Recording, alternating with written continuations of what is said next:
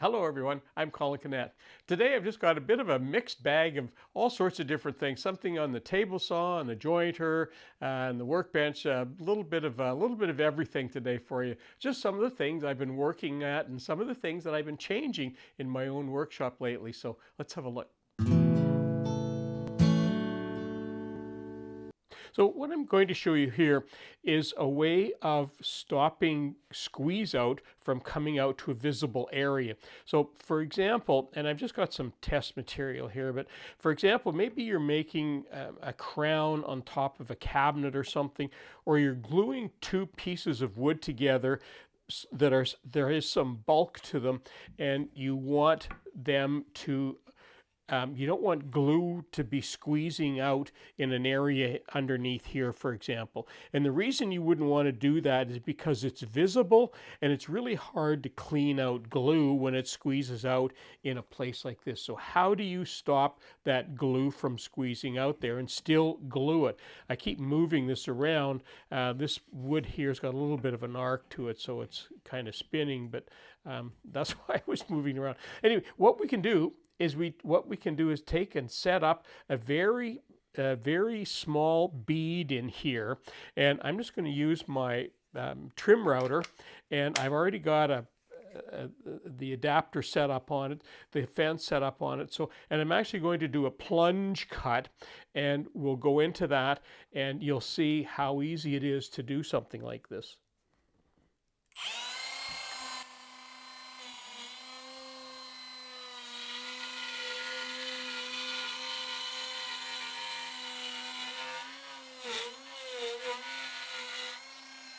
There, and you can see, I clean out the sawdust in there. So there's a ridge, and you can see that I went pretty close to the line here. So if I was putting glue, I'd be gluing all the way along in here, all that distance along there, and then when I put this on top of it, it's another scrap piece, you can see the hole in it there. When you drop that down like that, that glue is going to adhere to this, but it's also going to run into this trough here that we just made. So it's not going to spill out over the side. So when you glue and clamp that, you're not going to get squeeze out of glue coming over into a visible area. The first thing I wanted to show you at the table saw is this new sacrificial fence that I've made. And I've gone with MDF instead of plywood. In the past, I was using these little clamp ideas. Basically, you drill a hole in usually plywood, and then you clamp the other side to the other side of your fence like this. And these worked okay, but they do have their limitations. So I'm trying this out. You can see that I've already saved my fence from getting scarred with a project I was doing, but it's very simple. Basically, you have a T-nut on one side and a bolt on the other, and it just lifts off, but when you put it on, I just tighten it up. I've got a little screwdriver here that I can use to tighten it down, and it doesn't matter if it moves back and forth anyway, but it doesn't, because when it's on there, it's nice and tight. Now, one of the reasons that I want to do this is sometimes I'm cutting something like this, and you can see that I have a strip of wood, so I have some plywood, and this is oak plywood on each side, and I have a strip of oak along the top to cover the face of the plywood. But you can see, if you look closely, you can see that it's proud. It's actually proud on both sides, and we typically do that so that we can then trim it down. And often I've used a plane on that, but you can see this plywood is so thin that if you go too low with a plane, it's so easy to mark this plywood.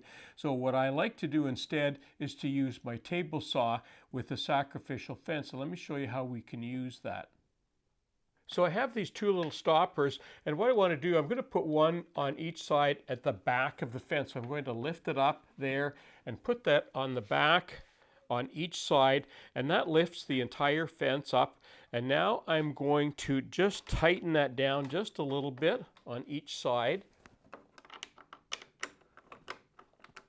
There we go. Now, the reason I'm doing that is when I lower this blade down and put it just below the fence down here, whoops, my other little block. There it is. When I put it just below the fence down here, as long as I align the blade exactly with the fence, what I can do is I can run my piece of wood right through there, and I'll show you a close-up of that in a second, and it will actually take off both sides and do a nice clean job of taking that little bit of wood off. So I'm just going to take a minute and get a piece of wood and line my blade, because it's hard to align it by eye. So I've aligned that blade, as you can see, and to double check it, what I've done, I've taken one of my measuring bars, so many uses for these things, and I've just gone down over top of a tooth, and I can't touch that tooth. As it goes down, it's not touching that tooth, and that means that I've got that blade just nicely inserted underneath that sacrificial fence. So let's go ahead and make some cuts.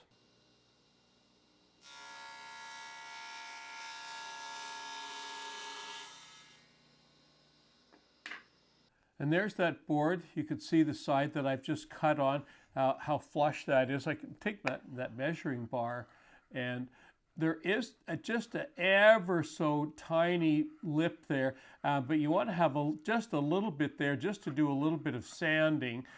So that's actually perfect. So while we're at the table saw, I want to talk about stops for a minute, fence stops. And we typically use fence stops when we've got to make usually 2 or maybe 3 cuts, usually just a couple of cuts, and we want to sort of reposition the fence from one side to another rather than having to remeasure it each time. And one of the ways we do that, I've shown you before how you can use these magnetic switches. For those of you who haven't seen that, this is a switch where a magnetic switch that can lock onto the table when you turn the little dial on top, and when you release it, you can move it around. And they come in different sizes, and they have to be placed in a 3/4 inch block of wood, plywood very often. So, and I've done this before, I've showed you this before, where you can lock this down over here, and for example, that could be one of your stops in there. But not all of you have steel decks, and I sometimes find these things get in the way and I end up having to move them. So what I came up with is this sort of an idea. And if you look at my fence, you'll see that it has these sort of elongated pieces of steel on each side. And as you move it back and forth, you can see what that looks like. But you can't, because I have aluminum, this is aluminum down here, I can't put these magnetic switches down here. So what I've come up with is this little thing with an elongated, see how that's elongated? So I can actually put that right up to the top, right up to the edge of that fence, wherever I want to position. And if you look at it, you'll see that I've kind of rounded that so that it doesn't, it's not, you're not going to get into a situation where there's this sort of thing going because it's rounded. And now, because it's aluminum down here, I can just clamp that on there at whatever position it is that I want. So I can leave that there, come over here, reset my one position that I'm cutting, and then go back to my other one just by moving that and locking that down. Now, what's interesting with this is on the bottom of this, I've put on this grate tape, and I use that same grate tape on the bottom of my magnetic switches because it makes them lock onto the deck a lot firmer. But look, this is just carpeting tape, and it's actually there's some. I'll put a link to it on my Amazon page. You'd be able to go and have a look at it. It's a sticky back material. It comes in a roll. I think it's 25 feet. Now, honestly, I don't remember what the price of it is. I've had this for a number of years. It lasts for a long time.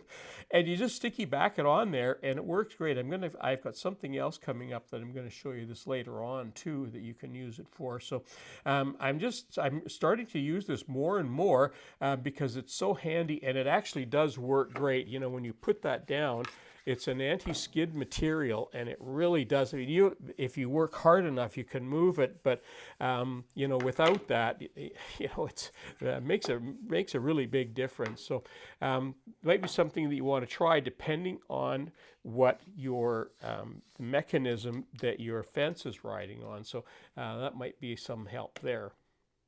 Now, I've just moved over to my jointer, and what I'm talking about at my jointer are these push blocks that I made sometime in the past. I don't remember, several months or maybe even years ago. Basically, I made my own handles. It's just laminated wood, and it's pretty simple. You just drill a hole here, and then you're able to just sort of cut that out so you can make really nice big handles that are easy to hang on to. And all this is in the bottom here is just some Baltic birch plywood, good quality plywood. And you can see that I've covered it with some anti-skid material, and what I used at the time was some pretty thin material. And of course it comes in different thicknesses and different colors. If I were going to do this again, I would definitely use a little bit thicker material, because this tends to get a little bit of sawdust and I have to kind of keep cleaning it out, so it doesn't work as good. I don't think it works as good as something thicker.